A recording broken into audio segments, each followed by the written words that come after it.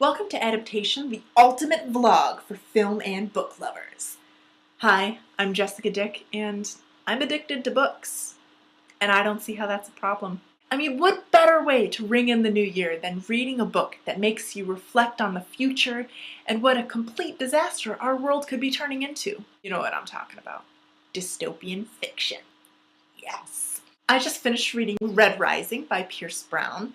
This book actually isn't coming out until the end of the month, the end of January, but one of the perks about working in publishing is that sometimes you get books a little bit ahead of their release date. This is a new dystopian novel that really reminded me of a cross between The Hunger Games and Game of Thrones. It's basically about a society in which people are grouped into different classes that are color-coded into reds and golds and blues and grays and pinks and stuff. The lowest group, the Reds, are sent away and they're meant to be terraforming Mars for civilization. But the main character finds out that actually Mars has been fit for civilization for generations now, and that his entire class has pretty much been enslaved by society and is working to the bone for something that's no longer necessary. And of course, the main character becomes the wiser, and he seeks to rise above the strictures of his class. See what I did there? Like the Red Rising and Rise Above. It's, like meshing the title. Anyway, it was a really good book, so I definitely recommend you check it out. Pre-order it. Comes out January 28th. Now, the book I'm currently reading is Cinder, which is the first book in the Lunar Chronicles by Marissa Meyer. I love this book. It's a futuristic fairy tale in which Cinderella is a cyborg. Stay with me now. I mean, stay with me. It's an amazing book. It's awesome. I actually first discovered Marissa Meyer as a fan fiction writer called Alicia Blade, and I followed her there and followed her into when she became published with this series, and I have never regretted it. It's amazing. It's really well written. This is my third time reading it. That speaks for itself. There's one other book in the series at this moment, which is Scarlet, and then the third book is coming out in February, so I'm getting pumped! And rounding out the dystopian lineup, Jen is currently reading The Hunger Games, and she's listening to Divergent as an audiobook. We've mentioned both of these before in both podcasts and vlogs, and of course the movies are out and coming out, so I won't belabor the point. Good books. They're just not happy tales. Kind of the definition of a dystopian. So, moving on to a slightly cheerier topic, Nicole is currently reading Flowers in the Attic by V.C. Andrews. How is that any better?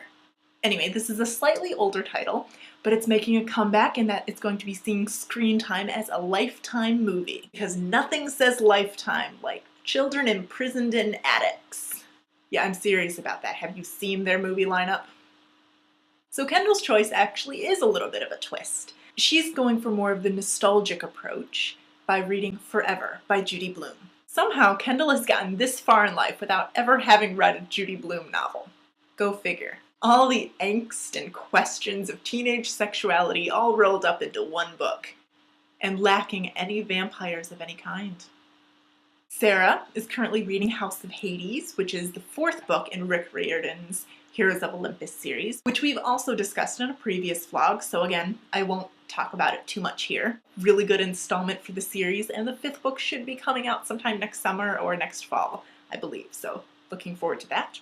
And also, Sarah gets another mention this time. She recently finished reading a book that was left off of our last video list because we just didn't have enough space for it, so I promised her I would make it in here. The Witch's Boy by Michael Gruber. It's about a witch and the boy that she finds abandoned in the woods as an infant because of his hideous appearance. It tells the story of their lives together, which at times is really heartbreaking, but it's also heartwarming and believable. It also incorporates fairy tales into the mix, but with a twist. Hansel and Gretel are actually running a school for sword fighting, and they ran away from their previous family and were adopted by the witch in the woods. Likewise, Rapunzel was just a bratty girl that ruined her mother, the witch's, life. Cinderella was a cruel girl who broke her stepmother's heart. So it's a bit of a twist on the old tales. It's a great book to read and introduces a whole new side to the fairy tales that we think that we're so familiar with. And it's also a great narrative about the bonds between mothers and their children, as well as the truth about witches, and the mysteries of magic.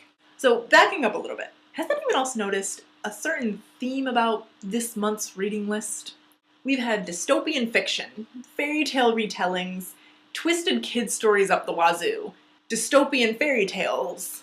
I mean, Happy New Year? Let us know if there's anything that you think we should add to our reading list. Possibly something a little bit happier. Anyway, leave your comments and suggestions below. We always love to hear from you. And don't forget to check out the links for our blog, Twitter, Tumblr, and Facebook pages. And you don't want to miss Adaptation's one and only podcast on iTunes. This has been Adaptation. Thanks so much for tuning in, and keep reading.